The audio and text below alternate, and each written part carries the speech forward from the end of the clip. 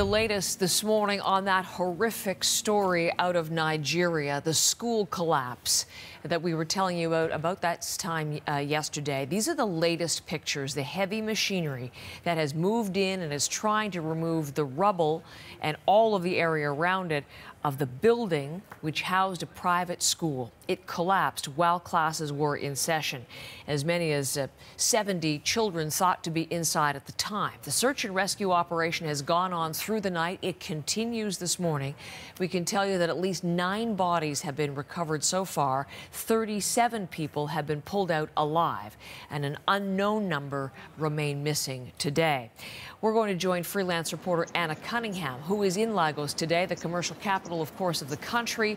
Anna, looking at those pictures and that scene fresh in our mind, the desperation as they were trying to get to anybody in that collapsed building. Where do things stand with the search this morning? Well, the authorities worked through the night at that site. This is an area which is incredibly densely populated.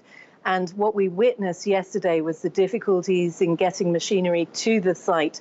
But they continued. They brought in huge floodlights to light the area because it is a zone that doesn't have permanent full-on power and electricity all the time. So they brought these huge floodlights in and they continued the digging throughout the night. Now, as you said, the authorities have told us today that 9 bodies have been recovered, and we know that 37 people were pulled out alive but injured, and some of those were very young children that we saw. Really heartbreaking to see them covered in dust and blood and pulled out from the rubble, taken to hospital.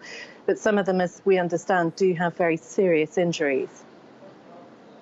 Anna, as I speak to you this morning, obviously you're not at the site right now, but you have been there to take a look at what is going on. And some of the things that we are hearing is just how chaotic an operation it is. And it's been criticized for slow response and improper response in many ways.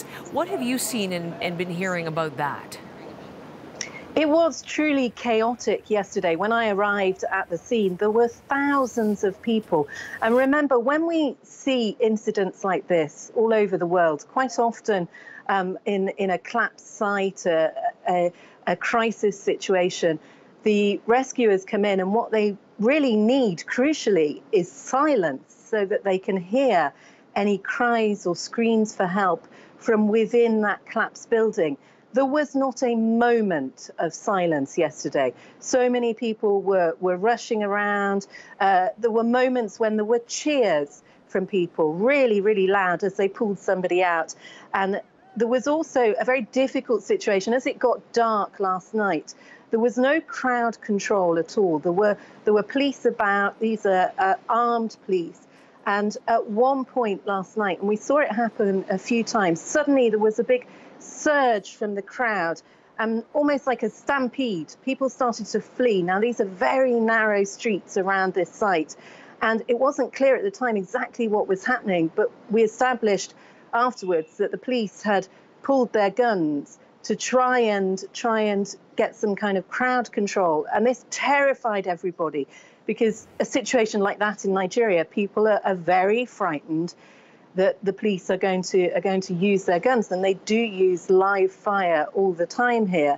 So you can imagine this tragic situation, all these people gathered round, and they're running for their lives because they're worried that the police have pulled their guns. But equally, what we saw was a very disorganized situation. There was 1 digger on site. I saw a maximum of 3 ambulances, 1 fire engine, and it was just incredibly chaotic. Anna, thank you. We will be back to you as we watch this story develop further. Anna Cunningham, who is a freelance reporter based in Lagos for us today.